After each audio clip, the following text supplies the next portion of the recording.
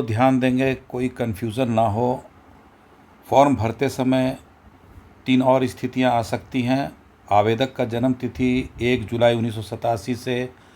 पहले की तो है, लेकिन उनका नाम 2003 के SIR की मतदाता सूची में नहीं है। ऐसी स्थिति में जहां पिछले SIR की मतदाता सूची में मतदाता का विवरण लिखा हुआ है, वहां आप लिखेंगे कि गत गहन पुनरीक्षण में स्वयं का नाम उपलब्ध नहीं है, और पिछले कॉलम में दिए गए रिश्तेदार का विवरण जो है उसमें भी सीधा लाइन खींच देंगे। इसमें भी कुछ नहीं भरना है। उनका सिर्फ जन्म तिथि, आधार नंबर, मोबाइल नंबर, पिता का नाम इपिक, माता का नाम इपिक, विवाहित स्थिति में पति या पत्नी का नाम और इपिक नंबर लिखेंगे। इसकी दूसरी स्थिति ये हो सकती है कि आवेदक की जन्म तिथि 1 जुलाई 87 के बाद और 2 दिसंबर 2004 के पहले की तो है,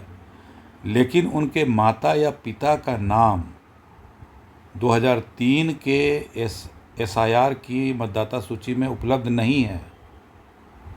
ऐसी स्थिति में पिछले SIR के मतदाता सूची में मतदाता का विवरण को तो खाली छोड़ेंगे ही, लाइन खींच देंगे,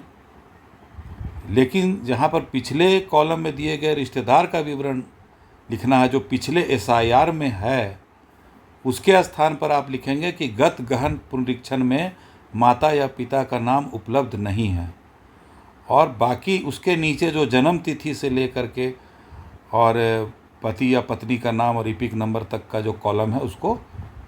भर देंगे मतदाता का। एक तीसरी स्थिति उत्पन्न हो सकती है जहां पर कि आवेदक की जन्म तिथि 2 दिसंबर 2004 के बाद की तो है, लेकिन उनके माता पिता का नाम गहन पुनरीक्षण जो 2003 में हुआ था उसकी मतदाता सूची में उपलब्ध नहीं है। ऐसी स्थिति में भी पिछले SIR के मतदाता सूची में मतदाता का विवरण को तो खाली छोड़ना है, उसमें लाइन खींच देना है, और जहां पर ये बताया गया था कि रिश्तेदार के नाम में पिता और माता का बीच में लाइन खींच करके दोनों का विवरण देना है, उस जगह पर भी गत गहन पुनरीक्षण में माता और पिता का नाम उपलब्ध नहीं है लिखेंगे, और नीचे फिर जो स्थान है जन्म तिथि से वहाँ पर उस मतदाता का जिसके नाम से यह प्रपत्र जारी हुआ है उसकी जानकारी को लिख देंगे और हस्ताक्षर करेंगे। धन्यवाद।